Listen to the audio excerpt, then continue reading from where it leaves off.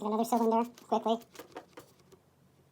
Around the test tube, which you can get on Amazon or you can get at Michael's. I got a pack of them at Michael's. Sometimes they're sold out though. So I formed it around the test tube. And then I'm going to take the other piece and make it into a round shape. Upside down U. Now I'm going to have to remove this one from the test tube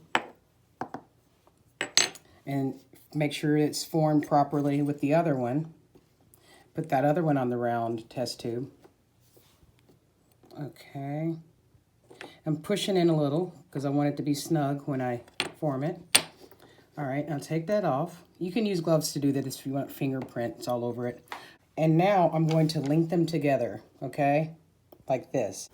All right, I'm forming that, making sure I'm keeping it within the parameters of what the test tube bit was. So I'm gonna have to put the test tube back in here, or my glass propagation station, okay? Formed and even. Okay, press this down a little.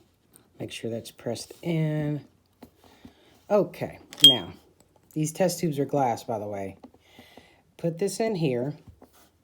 Okay, and then what you want to do is once you put the test tube in, okay, is you want to, let me move this back. You want to pull the test tube back and press in because you want it to indent in the little back here, right here, where say it's the back of it. And then I'm going to pull it out gently. And then you can see the little indentation. You see that? It really looks like a toilet, I'll tell you. But then it messed up a little bit down here, so I'll just remold that. Now I'm going to go make a few more and I'm going to throw them in the oven, okay?